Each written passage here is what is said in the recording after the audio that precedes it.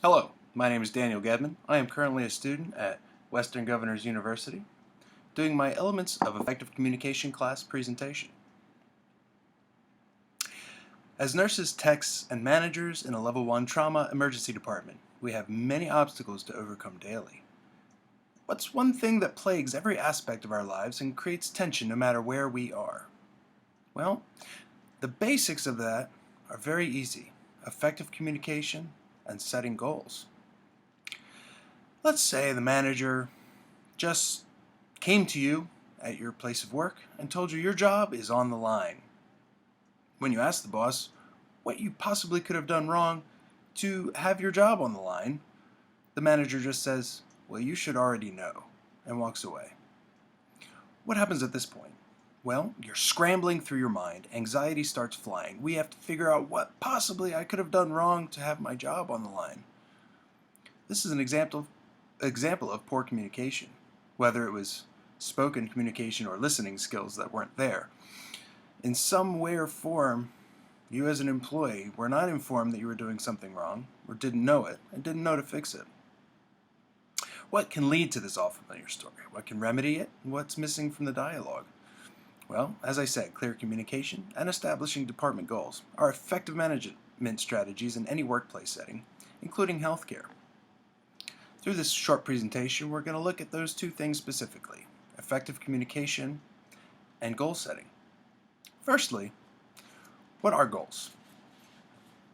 Easily stated, a goal is an end toward which you direct a specific effort, as Rouliard described in his book. For example, in healthcare emergency department, we would like to decrease the door-to-doc time. That's a buzzword for the time a patient walks in the front door until they are placed in a room and get to see the doctor. How would we do that? Well, you could decrease time of triage, increase staffing to accommodate higher patient volumes, standardize communication techniques between patients, nurses, doctors. Why are goals so important? Well, goals create a finish line, a tangible end in sight that helps motivate us in our lives, not just at the workplace, but at home as well. Communication and leadership. As a manager, you're a leader. As a nurse, you're a leader. You have people under you that you delegate to, be it a technician, an aide, people that help to clean up, all those people. You are a leader, and effective communication is a big part of that. What is communication in leadership? Well, Beebe and Ivy, in their book, defined leadership as the ability to influence others through communication.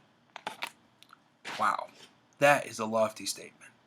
You are able to influence people's lives, the way they act, the way they react, the way they perform their duties, simply with communication.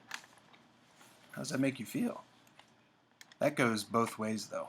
Effective communication as a leader tells your employee what is expected of them, and also effective communication back can infer to the manager what the employee plans to do and how they're going to do it. And that's a dialogue that's very important. And that's going to streamline effects. It's going to make things work more efficiently. It's going to increase productivity. Poor communication in this aspect is just as bad. As stated in the first example, the manager poorly communicated the expectations to the worker as to what needs to be accomplished to make things work a little better. And the worker was very unsatisfied, full of anxiety, not knowing what to do next. Only thing on their mind was they're going to lose their job. And that's a scary situation. Definitely no fun. Putting those together, communication and goals, what is one aspect of that? Well, there's a fancy statement here by Carton, Murphy, and Clark in their book. And it says, when an ultimate goal is shared amongst a collective, individuals are more likely to channel effort toward the same understanding of downstream consequences. Did you get all that? More succinctly, that means that if everyone knows what to work towards, the effort they put forth is going to be towards that end goal. Very cool.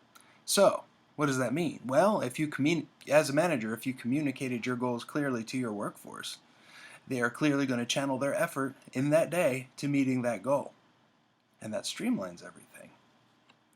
As I said in healthcare, we want to streamline the door-to-doc time. Well, between goal setting and effective communication, how can we make that happen? Well, let's say we instill a 3 to 5 minute staff huddle at the beginning of every shift. Ours is a 12-hour shift, so first thing in the morning, we all gather around with the manager. The manager discusses over a board what the daily goals are. Today's goals are decreasing door-to-doctor time. How are we going to do that? We're going to try a new triage strategy. And we're also going to place a provider out front to help see people and to get them seen more rapidly.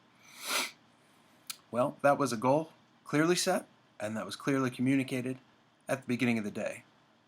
Diving a little deeper, throughout that day, there needs to be dialogue between the workers and the manager to discuss whether these new strategies are working, and if any amendments to these strategies need to be made to make them more effective. That's effective communication. It's a two-way thing, it happens every day, and it needs to be even better. So in conclusion, setting goals is a very, very important part of management. Effectively communicating those goals to the department creates a common goal and streamlines workflow. Every manager's goal, personal goal set for every day, should be to increase effectiveness in communication and continue learning and continue communicating. Thank you very much.